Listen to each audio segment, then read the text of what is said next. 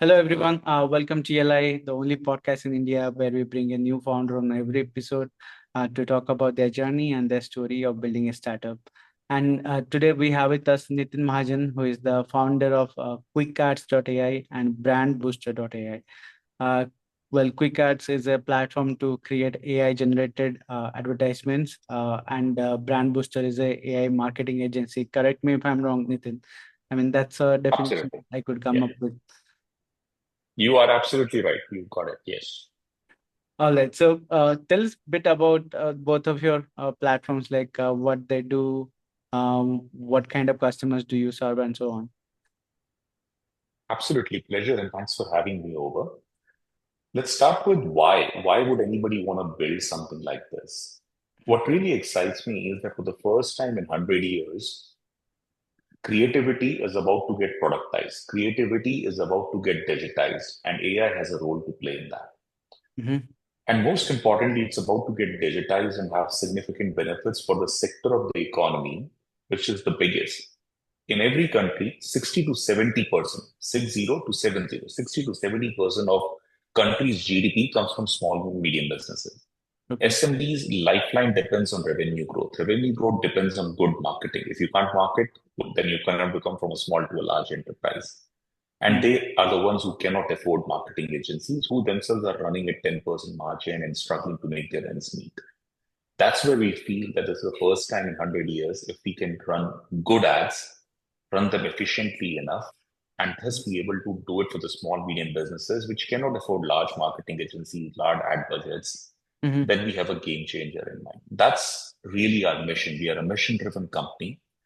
Now, the problem sounds very exciting, but it's really, really hard. It's really hard because you're talking about the whole value chain to Hmm. where even the large companies do not know what type of ads to make, how to run them, how to look at the results, iterate, repeat, and do it every few days, if not every day out there. Okay. Largest of the companies take almost 2 to 4 weeks to make one video ad. Let me repeat, even large companies, let's talk about the biggest unicorns in India, they take minimum 2 to 4 weeks to run a video, create a video ad. Okay. You're dealing in a world where consumers' pattern and habits are changing every hour. Hmm. Hey, Ranjan, do you remember the last ad you clicked today? Do you Yeah. remember the last ad you even saw on your Instagram feed? And that's the reason the choke point in the marketing funnel is actually the click-through rate. Hmm. Out of the 100 ads that you see, you only click at one at best. Hmm. That is the problem. If 99% of the budget is actually going waste, and that budget is literally gold and livelihood for small, medium businesses, Hmm. how do we give them so much data to know that in your industry, in your country, for your use case, these are the top 50 new trending ad ideas? And the word new is very important Hmm. because consumers don't like to click on something which looks like an ad and is even worse, a old ad idea. Right. If I show you an influencer ad or somebody saying, come spend a day in my life, you'll be like, oh my gosh, I've heard this. This is cliche. This is like a line from 3 years back. But small, medium businesses and general marketing professionals don't have that knowledge. So that's where Quick Ads comes in. We identify what are the top new ideas, fresh ideas, ad concepts in your industry, in your country, in your use case, and Hmm. serve it to you literally on a platter every day, every week. Here are some 50 ad ideas for you. Okay. Combine it with whatever we are seeing in your ad account to say this is what is working for you. Hmm. And then as a second step, AI creates on brand, not just images, but videos also now, showcasing your product and influencer in a concept. Like let's say Diwali is coming and creates Diwali for 50 different ad concepts out there. When Diwali Bangalore looks different than Diwali in Punjab Hmm. and different characters without spending anything on shooting them. Your cost of production is less than $10.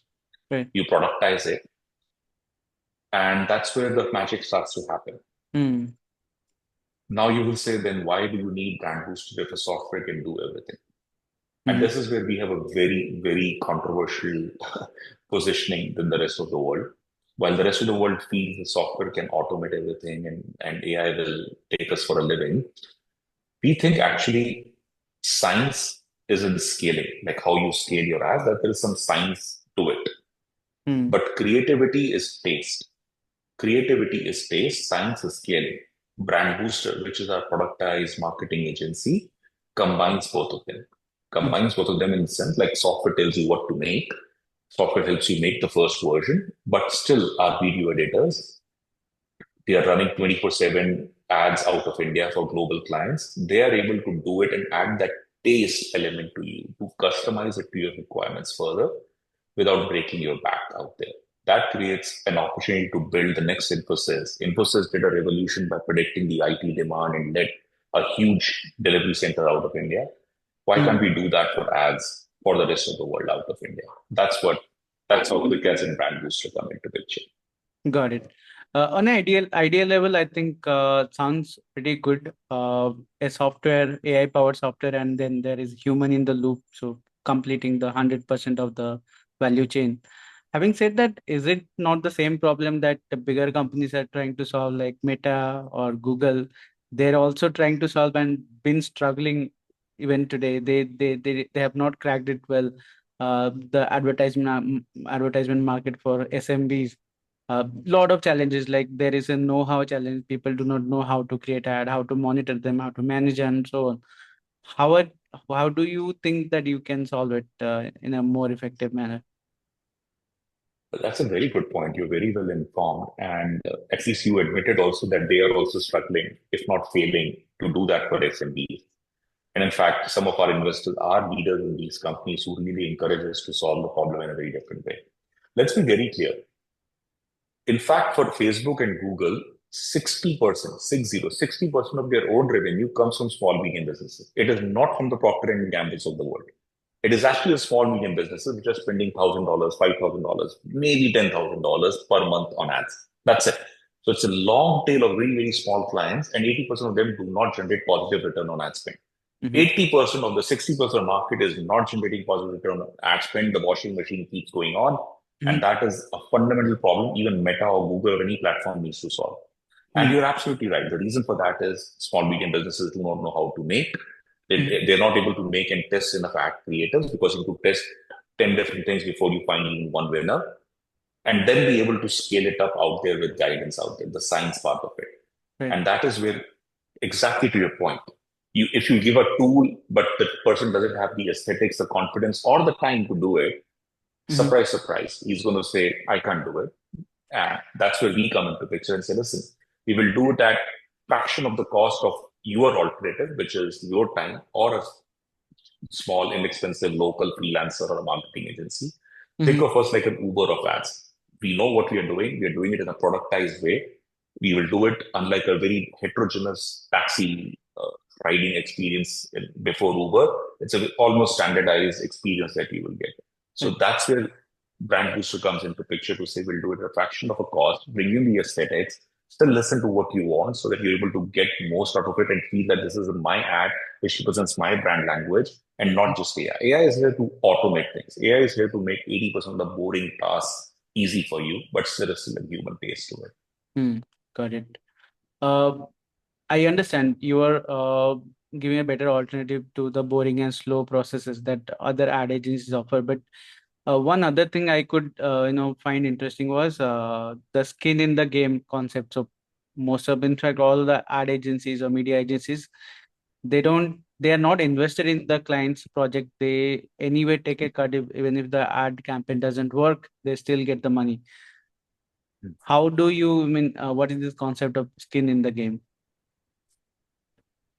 So when we ask customers, what is the biggest problem? They said, somebody run it for me. And I've heard from my friend that it doesn't really work out. If you believe in your stuff, why don't you put your skin in the game?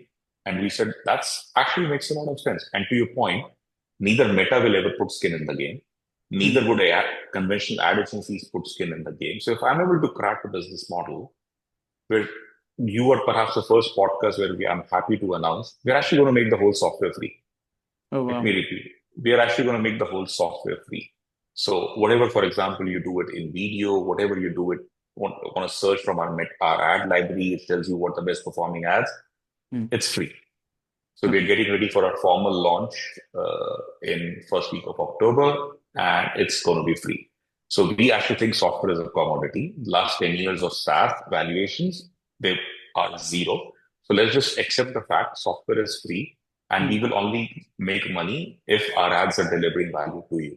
If I am confident about my data, if I am confident about what the taste I bring to the table, and I'm able to crack a business model around it, which so far from our results, we are very, very encouraged about it, to the point that we're opening 100 people office in Bangalore and Noida for such an early stage company to do that. And confidentially, some of the biggest leading Indian D2C brands, so not just small, even the largest of the clients, which have $100 million in ad budget, have been using our services. Happy to report that they have spent almost $25,000 a week right now on ads. All of them are completely AI generated and feeds as diverse as jewelry to skincare to hair care to fashion. Mhm. Not one person has understood and reported that it's an AI ad. The click-through rates are three times their internal averages from a human-led ad. And of course, 80% cheaper out there. So if I'm able to give you better output faster and cheaper, why shouldn't I take a skin in the game and make it a true partnership and disrupt this model? Got it.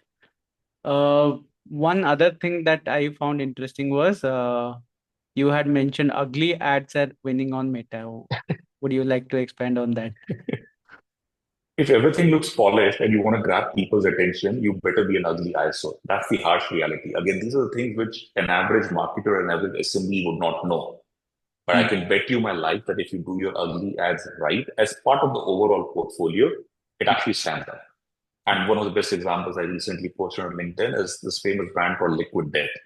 Very Mm. simple ads, very tongue in the cheek ads, resonates with the customer to say this is a raw, authentic brand that I can trust. If I'm selling water and I'm trying to position it as French Riviera water, I get a different audience. But I say, listen, this is a much better, cleaner, healthier alternative to with the same hype and the buzz around drinking beer.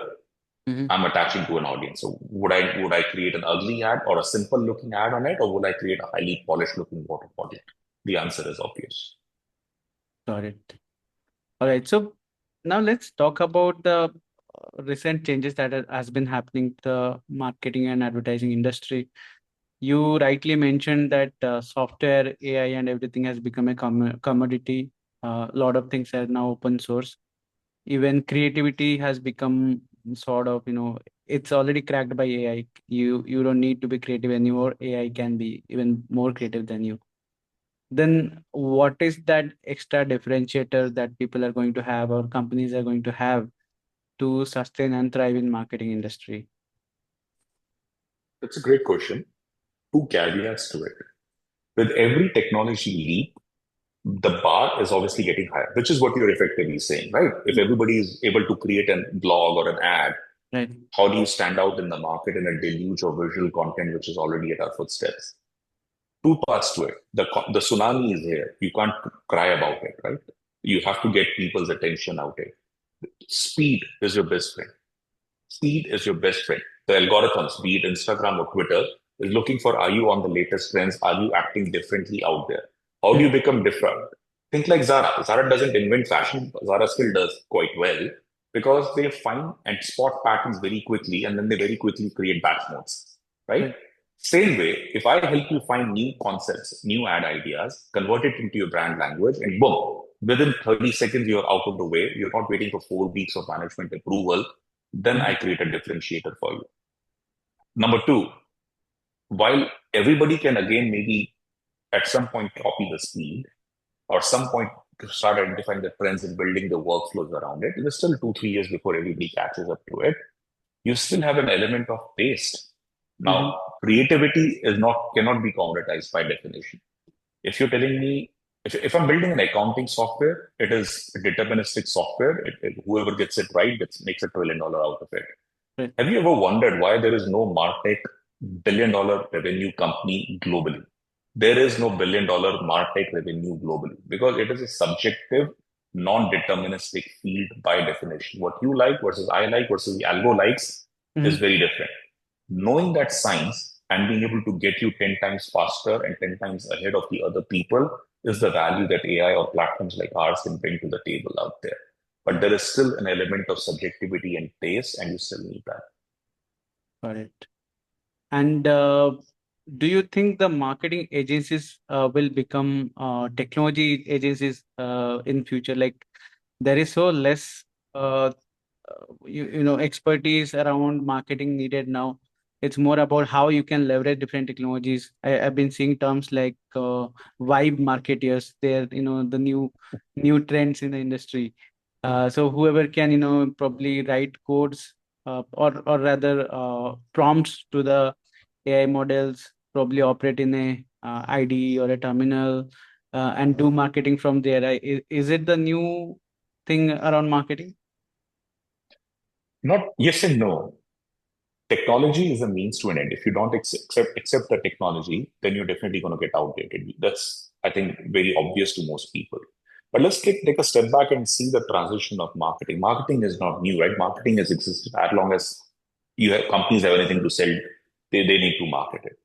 It Mhm. used to be brand marketing, which means you had large TV ad budgets, very large production houses. You get it right for the next 1 or 2 years, and one shot take you go for it. Mhm. The skill set that a marketer needed was very different. It was storytelling, having a pulse on the your customer is always there, but it was more around storytelling, getting the visualization right. Mhm. It moved in the digital world for the last 15, 20 years into digital performance marketing. There are still brand marketeers, but the spend of a company on the brand marketing is far lesser than what they're spending on digital performance marketing. Mhm. And within digital performance marketing, the moment you went into that, it's all about numbers, quantified numbers. You can track where the sales are coming from. Right. And the role has already shifted from pure creativity to numbers leading to creativity. Mhm. And now, if numbers and campaign management is so much automated, creativity is 80% going to get workflow linked. Mhm. Yes, technology is going to play a big role out there. I mean, 50 years back, people were drawing it on paper, pen, and sketches and using those light stuff to show stuff out there. Then came PowerPoint, then came Figma, then came Canva. Now there will Mhm. be AI workflows out there. So yes, the young generation will pick up those very fast. And just like they use CapCut to create organic content very quickly out there, if you don't understand how to use CapCut or any of those tools out there, you are Mhm. going to get left behind. So if you love your job and if you want to help the clients uplift their revenue, you Mhm. have to learn technology. It doesn't mean that you become a technologist, but yes, you have to be technology enabled. Got it. Uh, all right. Now let's talk about your journey as an entrepreneur. I think you had a long career before you thought about entrepreneurship. Very interesting career. You have worked in McKinsey, which is a producer of CEOs. A lot of CEOs come out of McKinsey. How did what triggered entrepreneurship in you? When did you start thinking about doing something on your own? That's a, that's a good personal question. I'm actually a second time entrepreneur. I started the first company in 2005, which was the Wi-Fi space. Mhm. And now it's a second run. It's a second run because after having looked at corporate, having worked for very, very large companies, been in the boardroom, and seen marketing transformation plans for so many companies, be Mhm. nothing but just slides and wish lists. The Mhm. number of companies which have truly transformed their marketing from inside out is perhaps close to zero. The number of companies which I could see that where technology and creativity is going to combine is perhaps in single digits. I'm Mhm. sorry for being controversial. And that was as frustrating to a professional as it could be. If you love your profession and you say, I think there's 100-year once in a transformation happening, but I'm going to sit on the sidelines and I'm going to advise you what to do Mhm. versus saying, let me help you get there 10 times faster out there. So I couldn't resist that wave. And Okay. here I am building for the last 2 years. My wife really thought it's going to be a 2 month Mhm. frustration, but here is 2 years to it and looking forward to the next 20 years. Got it. And what about AI? Why did you choose AI as a domain to experiment in? Did you already have some expertise around AI, or you saw it as a next big opportunity? So I mean, Well, yeah, I did see that coming quite early. I invested in few companies very early in 2021, 22 in fashion tech and in fact virtual try-on, and I realized how mm, strong the technology can be once it becomes stable and powerful enough. But the number of people who really understand domain is marketing in this case, or how do you apply to that industry, let's say fashion and marketing and advertising, and apply on technology to solve those problems. That mm, intersection of three skills, domain, industry, and technology, is unique. Unfortunately or fortunately, I'm an engineer by training, spent the first 10 years building tech products, then spent the next 10 years learning different industries and marketing. So I felt like I have a chance to maybe combine those three and make a different kind of a Mhm. productized service out there. Got it. And what is your thought around AI as a bubble? I think a lot of people are saying AI companies are overvalued, bubble is going to burst, and so on. Do you think AI is a overhyped thing? Value lies in the eyes of the beholder. That's always been the case, but I don't think it's a tulip mania going around. If there is an analogy to the history, Mm-hmm. the fact that we are already 3 years into the curve, even by statistical probabilities, the bubble should have burst by now. So I'm a true believer. Now, is it a little bit ahead of the curve? Maybe. But if I look at in the last 4 days, there have been four different AI image generation models. Each one of them every day is going three times better than the previous one. Mm, So in the last 4 days, consumers have 12 to 15 times more photorealistic output than what was possible even 1 week back.